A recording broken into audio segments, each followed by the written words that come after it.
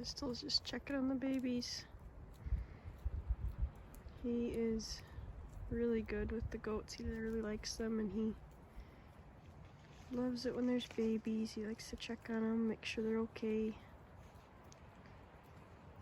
It's interesting, with him being in Airedale, you'd think he would have the tendency to go after them, but he doesn't. He knows they're livestock and they're part of our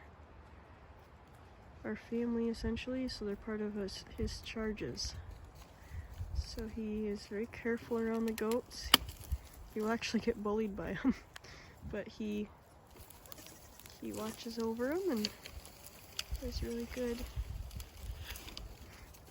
There goes the babies.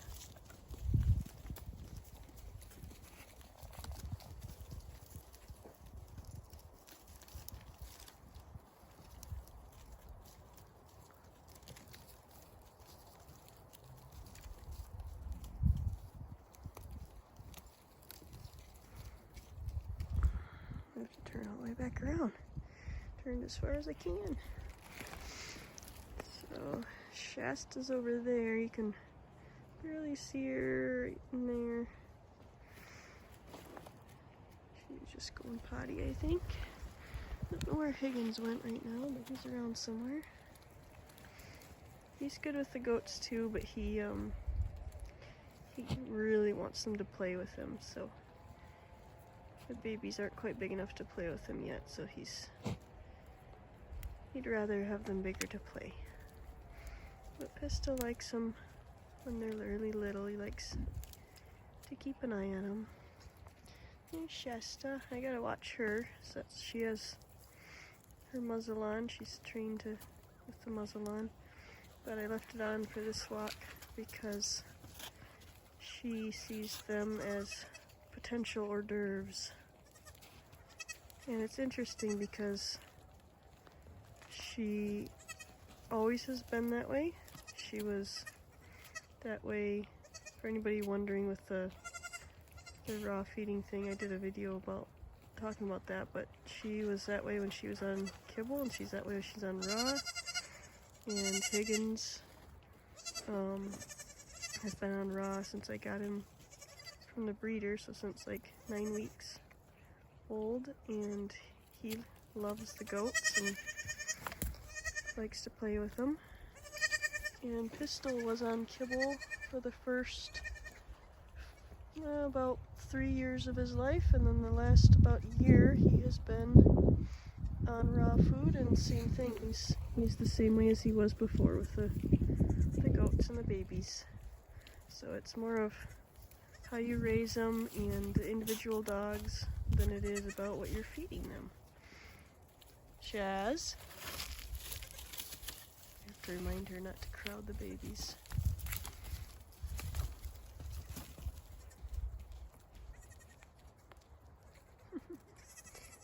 Oh, you two better catch up.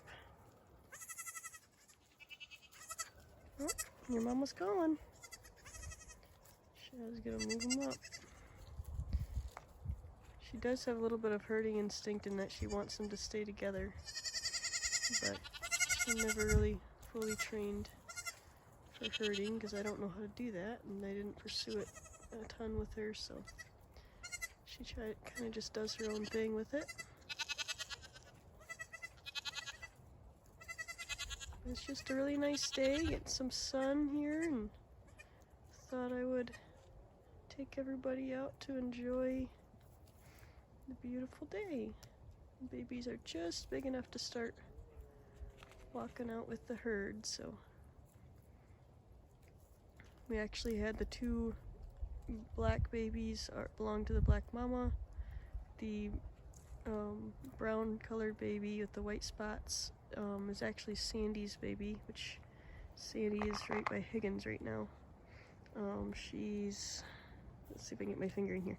She's that goat. So she's Ebony's sister. Ebony's the black one.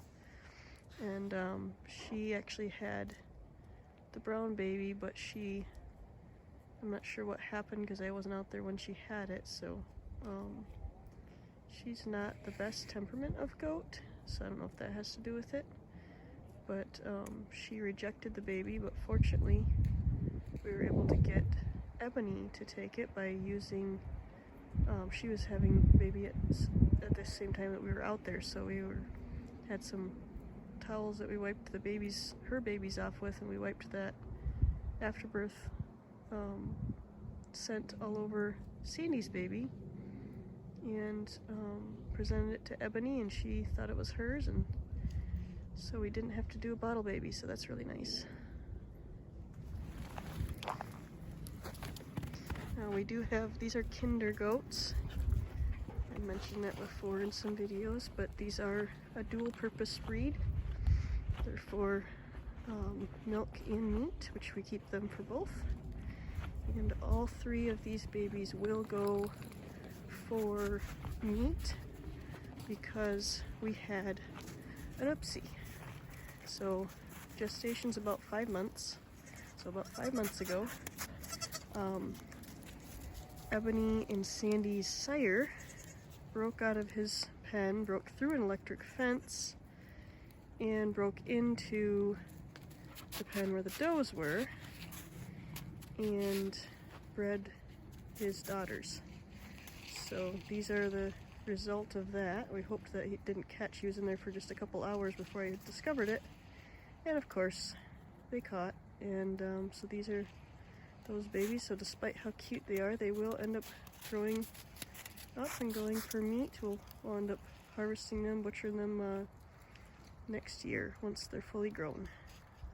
Because we grow them out on just naturally on forage and hay, no grain, so they mature at what would be a more normal rate. So whatever babies we have a year later is when we butcher them. So good healthy meat, and in the meantime we get to enjoy the cuteness, and they get to enjoy having a nice life. Works out for everyone. So yeah, just thought I'd hop in here while I was out enjoying the goats. Thought that might be interesting to some. If you have any questions on the kinders, you can ask in the comments if you'd like. I haven't had the breed for too many years, but I've had them for about, I'd say about 5 or 6 years now, so I really enjoy them. They're small enough I can handle them, but they're big enough where you still get a decent yield of meat off of them. So, babies are getting lost back there. Come on, babies! Come on! Come on, babies! Come on!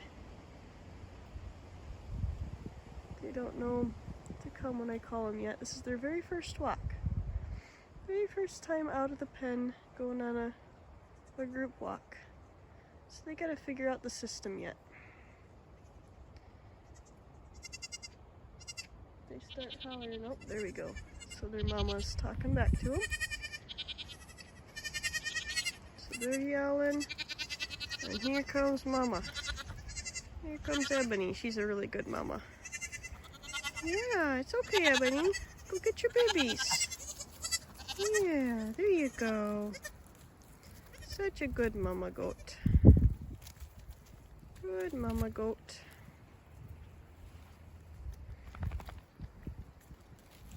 Uh-oh. Little black-eared one's missing a second feeding. It's the second time since we've been out here that it's missed eating time. It was actually rather weak in the beginning, and hi Ebony. Hi girl. You're a good girl. You're a good girl.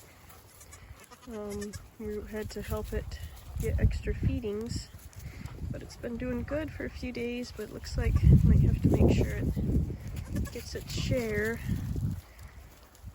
The Sandy's baby, the brown one, you can see is bigger because it was a singleton. It was a single baby, whereas the two black ones, of course, were two in Ebony, so they just grow differently depending.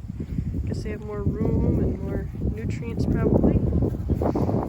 So typically the singletons will be there's a lot of